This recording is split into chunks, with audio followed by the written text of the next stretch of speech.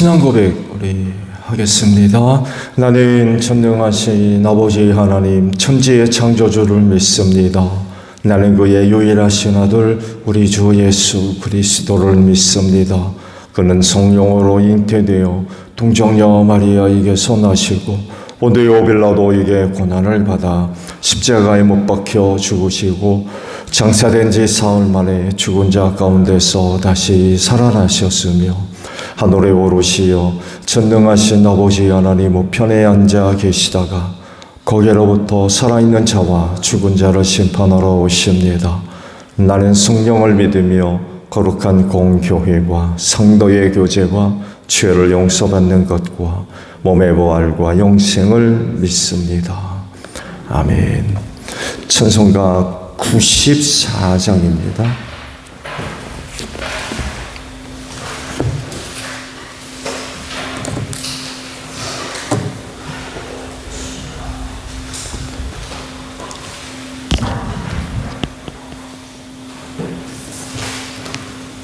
찬송가 94장입니다. 주 예수보다 더 귀한 것은 없네. 이 세상 부귀와 바꿀 수 없네. 영축은 내 대신 돌아가신 그 놀라운 사랑 잊지 못해. 세상 즐거움 다 버리고 세상 자랑 다 버렸네. 주 예수보다 더 귀한 것은 없네. 예수밖에는 없네. 주 예수보다 더 귀한 것은 없네. 이 세상 명예와 바꿀 수 없네. 이전에 즐기던 세상 일도 주 사랑하는 맘 뺏지 못해. 세상 즐거움 다 버리고 세상 자랑 다 버렸네. 주 예수보다 더 귀한 것은 없네. 예수밖에는 없네. 주 예수보다 더 귀한 것은 없네. 이 세상 행복과 바꿀 수 없네. 유혹과 핍박이 몰려와도 주 섬기는 내 맘 변치 않아. 세상 즐거움 다 버리고 세상 자랑 다 버렸네. 주 예수보다 더 귀한 것은 없네. 예수밖에는 없네. 말씀 봅니다. 시편 111편이에요. 시편 111편 저와 교독하죠. 할렐루야. 내가 온 마음을 다 기울여 정직한 사람의 모임과 회중 가운데서 주님께 감사를 드리겠다.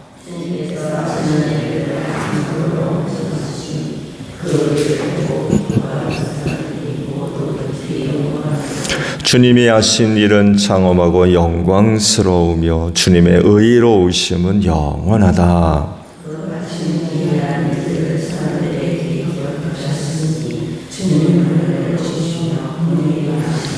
주님은 당신을 경외하는 사람들에게는 먹거리를 주시고 당신이 맺으신 언약은 영원토록 기억하신다.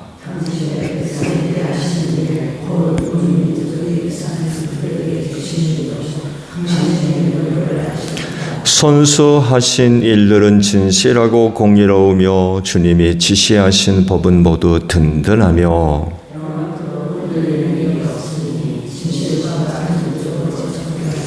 당신의 백성에게 구원을 베푸시고 그 언약을 영원히 세우셨으니 그 이름이 거룩하고 두렵다.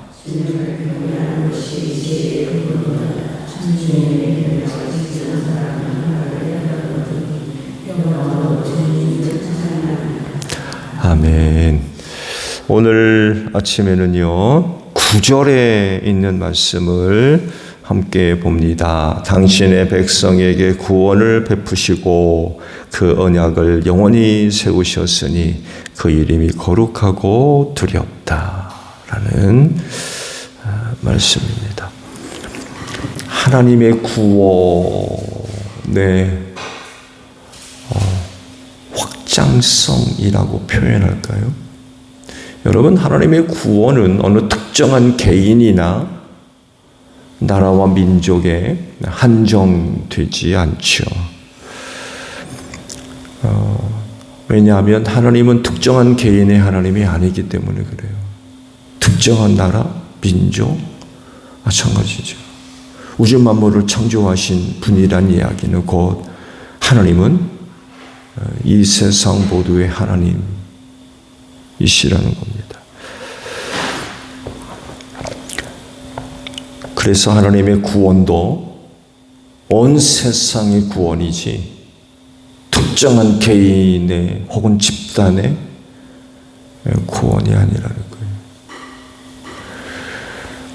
근데 안타깝게도 유대교의 왜곡된 신앙은 그렇게 만들지를 못했죠.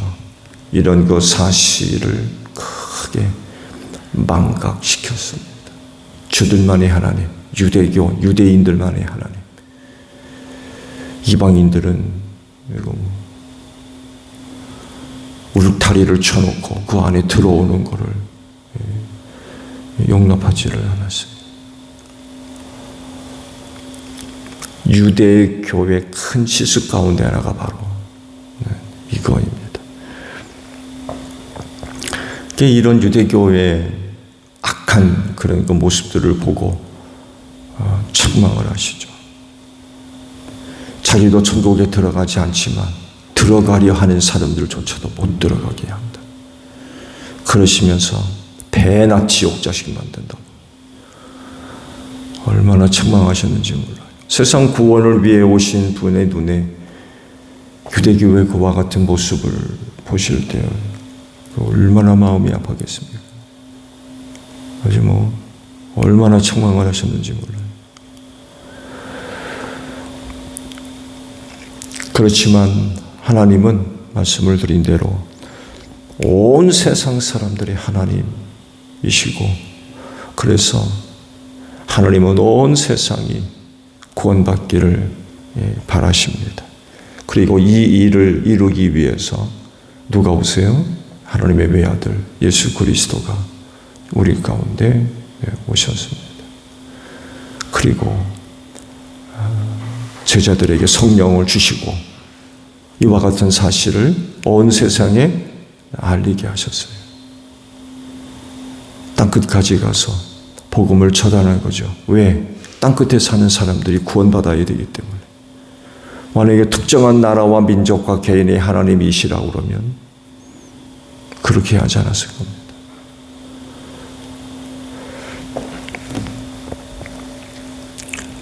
그분이 십자가를 지신 이유도 온 세상 죄를 지고 십자가를 지신 겁니다. 특정한 개인, 단체, 그렇지 않습니다. 온 세상 죄를 지고 십자가에 달리신 거죠. 그리고 하나님께서 사흘 만에 그를 다시 살려냄으로써 하나님의 구속사를 이제 완성하게 하셨죠. 그래서 이제 하시는 말씀이 구원을 베푸시고 그 언약을 영원히 세우셨다라고 이제 말씀을 하게 되신 거죠. 구원의 언약은 매우 중요하죠. 요한복음 3장 16절 말씀과 같습니다. 세상을 사랑하셔서 독생자를 보내주셨고, 그렇게 하신 건 세상이 그를 믿고 영생을 얻게 하려고 그렇게 하신 거죠. 이게 구원의 언약이에요. 그리고 이 구원의 언약은 영원합니다. 결코 취소되거나 없어지거나 바뀌지 않습니다. 지금도 여전히 이 구원의 언약은 유효하고 살아있죠. 아무리 세월이 흐르고 사람이 바뀌어도 변하거나 없어지지 않습니다. 근데요, 이 언약이 될 수 있었던 것은 하나님께서 그 구원을 완성하셨기 때문에 그래요. 이렇게 언약을 세워도 하나님께서 그 구원을 이루지 못하셨다 그러면 있으나 마나한 거죠. 근데 하나님께서 구원을 완성하셨어요. 그래서 이 언약이 유효한 거죠. 시선을 다르게 바꾸어서 보게 되면 예수님이 구속사를 완성하지 못했다 그러면 이와 같은 구원의 언약은 세워지지 못하죠. 세워질 수 없어요. 그렇다 할지라도 완성되지 못했기 때문에 그건 휴지 조각이죠.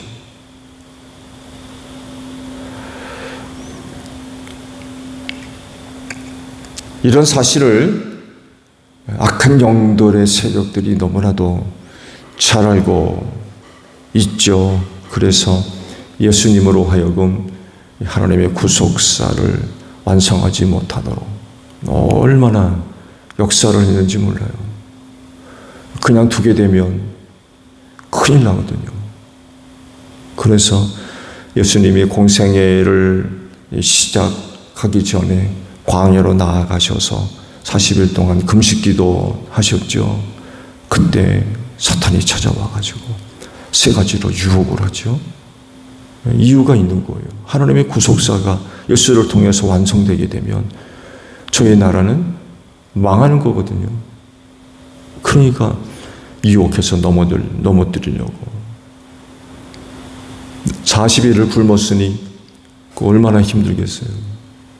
인간이 가장 유약할 때거든요.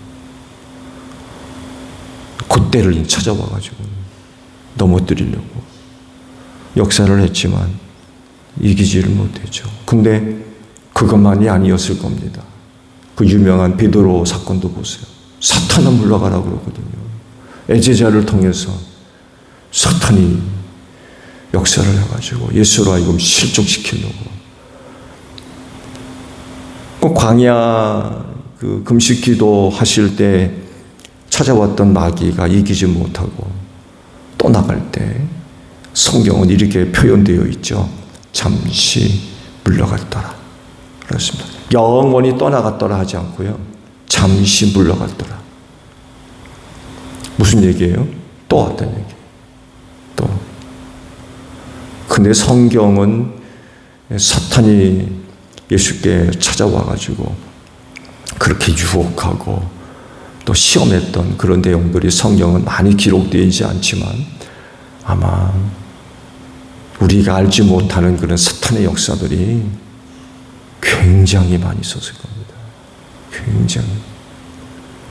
말씀드린 대로 예수 그냥 뒀다가는 자기 나라가 망하는 것을 너무나도 잘 알고 있기 때문에 항상 기회를 노리고 있었고, 기회만 보이면 찾아와가지고 넘어뜨리려고 아마 굉장히 역사가 많았을 겁니다.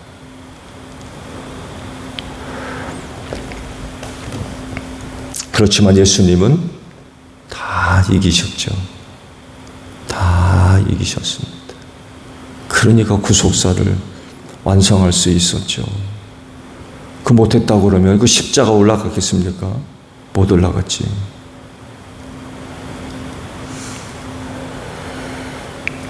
하나님께서 이렇게 예수를 통하여서 구속사를 완성하셨기 때문에 구원의 언약이 유효하게 됐다는 거예요.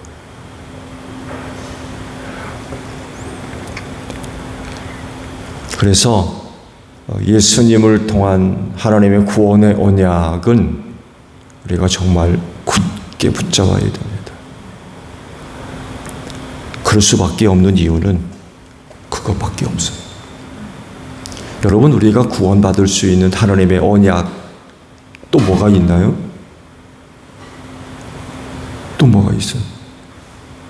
그것밖에 없습니다. 우리를 구원할 이름은 예수밖에 없잖아요. 그분을 통하여서 세우신 구원의 언약, 유일한 거죠. 다른 건 있을 수 없어요. 그래서 우리는 구원의 언약을 확실하게 붙잡아야 됩니다. 절대로 놓칠 수 없고요.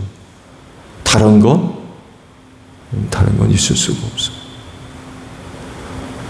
근데 그럼에도 불구하고 오늘날 어떤 사람들은 이단들과 거짓 선생에 속아가지고 구원의 언약을 포기하고 다른 것 쫓아가는 사람들이 얼마나 많이 있는지 몰라요.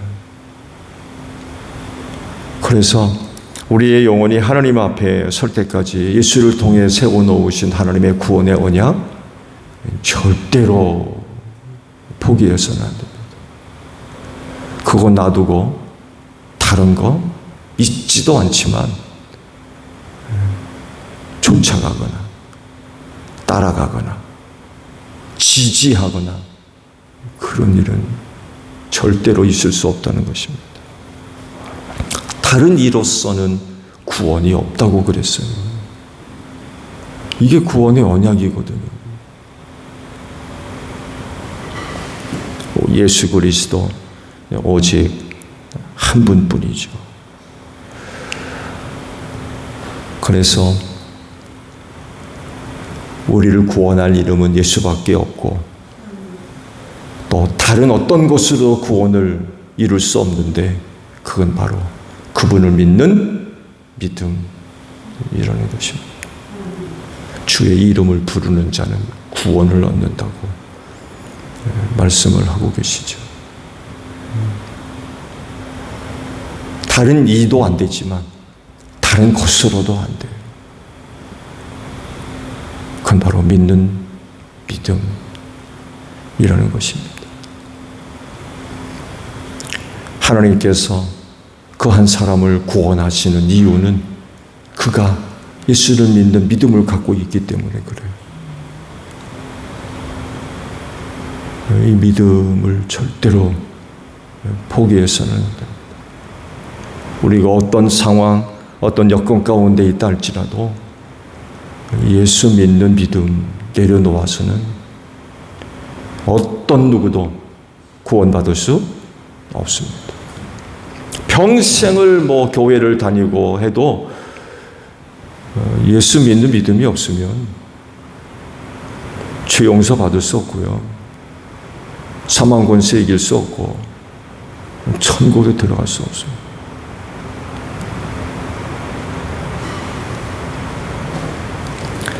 초대교회 성도들이 우리에게 보여주는 것들이 가히 충격적인 것이라고 할 수 있잖아요. 그리스도의 부활에 참여하기 위해서 스스로 순교의 길을 택합니다. 나 예수 믿는 사람이라는 거예요.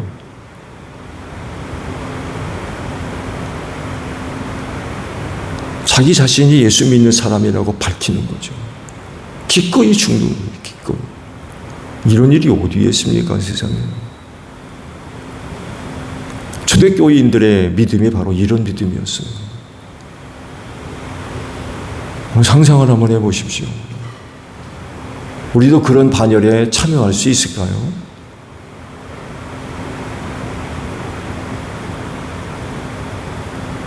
정말 찾아보기 힘든 믿음인 것 같아요. 10푸른 칼날 앞에서 나의 주는 오직 예수밖에 없다. 황제가 주냐 예수가 주냐 라고 물어볼 때 나의 주는 예수밖에 없다. 그 자리에서 칼 맞아 죽는 것. 사자밥이 되고 이건 정말 이렇게 되려면 하나님께서 예수를 통해서 세워놓으신 구원의 언약, 이거 확실히 붙잡고 있지 않으면 이 길은 못 가는 거죠.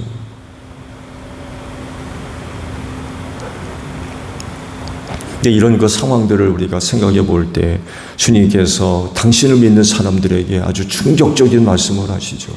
인자가 올 때 믿음이 있을 자를 보겠느냐고. 부름받은 사람들은 많이 있지만 택함받은 사람들은 적다는 거. 교회 안에 많은 사람들이 있는 것 같죠? 천국에서는 몇 사람 만날까요? 천국에서.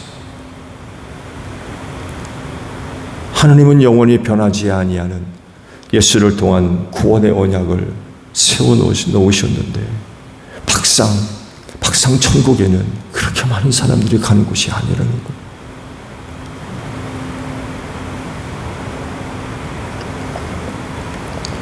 예수 믿는 믿음 잘 간직하십시오. 잘 지키셔야 돼요. 앞으로 점점 쉽지 않을 거요.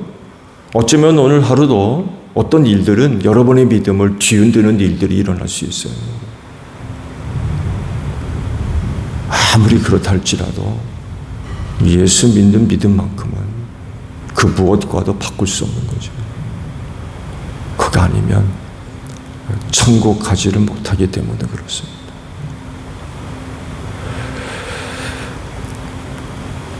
오늘 새벽 제단 쌓는 분들이라고 하면 천국에서 다 만날 수 있겠죠? 그렇게 될 줄로 믿습니다. 오늘도 짧은 하루지만 구원의 언약 굳게 붙드시는 여러분들이 되시기를 바랍니다. 주기도문 합니다. 하늘에 계신 우리 아버지의 이름을 거룩하게 하시며 아버지의 나라가 오게 하시며 아버지의 뜻이 하늘에서와 같이 땅에서도 이루어지게 하소서. 오늘 우리에게 일용할 양식을 주시고 우리가 우리에게 잘못한 사람을 용서하여 준 것 같이 우리 죄를 용서하여 주시고 우리를 시험에 빠지지 않게 하시고 악에서 구하소서. 나라와 권능과 영광이 영원히 아버지의 것입니다. 아멘. 기도하겠습니다.